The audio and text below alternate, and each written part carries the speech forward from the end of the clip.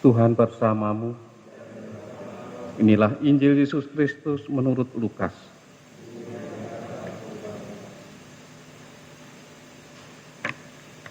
Pada waktu itu, ke-72 murid Yesus kembali dari perutusannya dengan gembira dan berkata, "Tuhan, setan-setan pun takluk kepada kami demi nama-Mu." Lalu kata Yesus kepada mereka, "Aku melihat iblis jatuh seperti kilat dari langit. Sesungguhnya aku telah memberi kalian kuasa untuk menginjak-injak ular dan kalajengking dan kuasa untuk menahan kekuatan musuh, sehingga tiada yang dapat membahayakan kalian.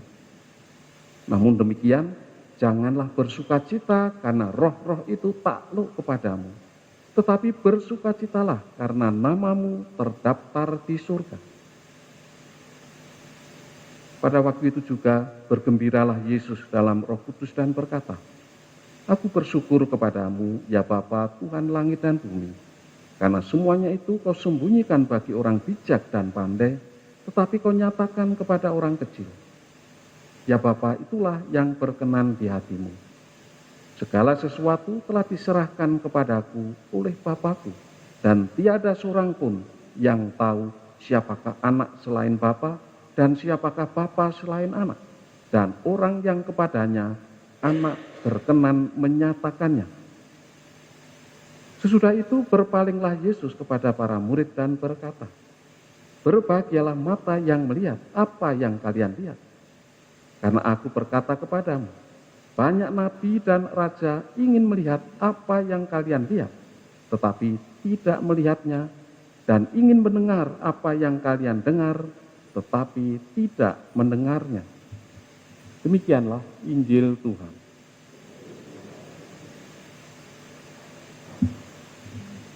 Saudara-saudari, bacaan pertama melanjutkan kisah Ayub.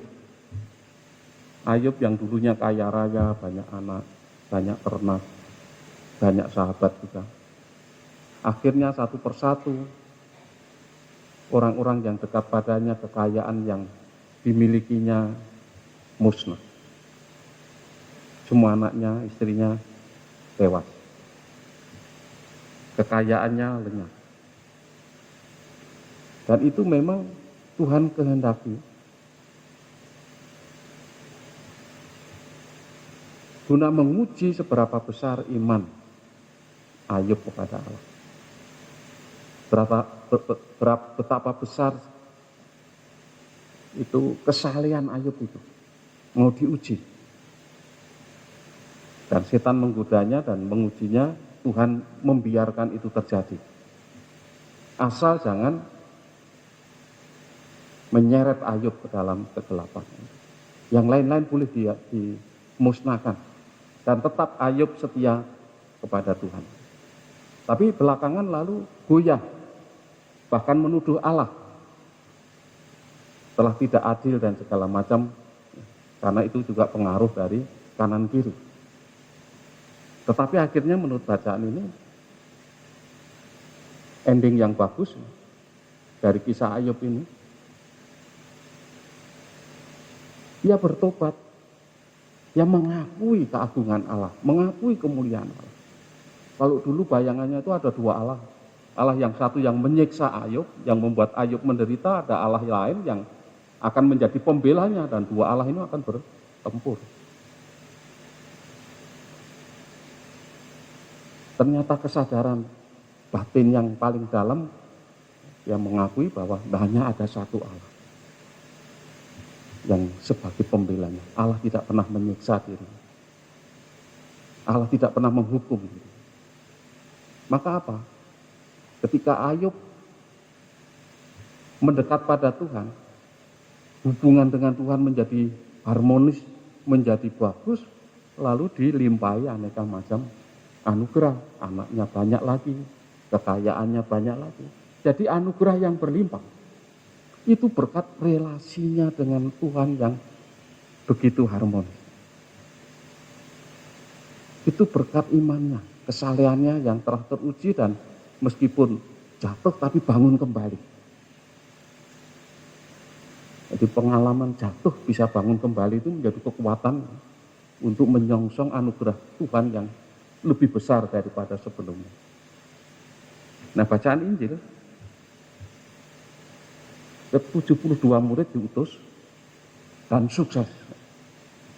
Telah mampu mengusir setan-setan. Dan Yesus melihat memang setan terjungkal dari langit. Berhasil. Tetapi untuk membangun kehidupan bukan sukses ukurannya. Bukan keberhasilan. Bukan prestasi. Yesus tadi mengingatkan. Kisah Ayub pun juga mengingatkan kita. Bukan prestasi yang membuat kelimpahan kasih karunia Tuhan. Bukan juga prestasi kita yang membuat kita berhasil menjalankan misio, menjalankan perutusan. Tetapi pertama-tama adalah relasinya dengan Tuhan. Maka prestasi dibanding relasi jauh lebih besar relasi. Relasi lebih penting daripada prestasi. Entah itu dalam hidup rohani, entah itu juga dalam hidup kemanusiaan kita selama di dunia ini. Kalau orang mengutamakan relasi, terutama relasi dengan Tuhan, juga relasi dengan sesama harmonis, tentu akan membawa rahmat yang berlimpah. Keluarga akan senang. Dan ini tentu keputusan yang tidak mudah, mengutamakan relasi daripada prestasi. Ada contoh seorang muslim, entah tinggalnya di sekitar Bekasi atau kisahnya saya baca mungkin sudah lebih dari 20 tahun lalu. Atau sekitar 20 tahun lalu. Suami istri bekerja, punya rumah sendiri, sudah punya anak, 2 atau 3 saya lupa. Nah, setelah anak beranjak dewasa, ada masuk sekolah dan segala macam, lalu repot. Pilihannya mau punya pembantu rumah tangga, asisten rumah tangga, atau mau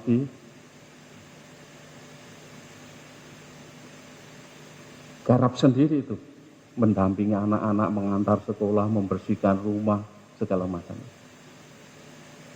Nah, rupanya si suami ini setelah menimbang-nimbang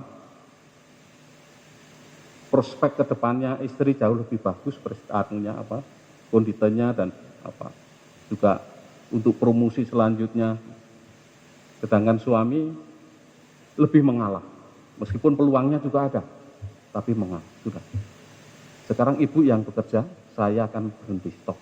Saya akan urus anak-anak, demi relasi dengan anak. Termasuk juga urusan rumah tangga yang masak, siapkan sarapan, antar jemput anak. Saya juga bisa bekerja dari rumah. Tidak harus ngantor atau kerja di kantor orang lain. Mengutamakan relasi. Mengorbankan prestasi. Jadi prestasi itu bisa dikorbankan. Kalau prestasi hanya melulu untuk memenuhi kebutuhannya di dunia, bukan untuk menjamin keselamatan di surga.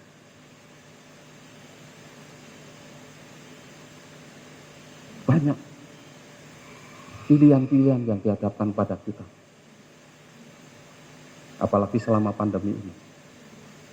Tapi sekali lagi apa yang diteladankan Ayub, yang mengutamakan membangun relasinya kembali, berrelasi dengan Tuhan secara harmonis. Demikian juga Yesus dalam Injil tadi.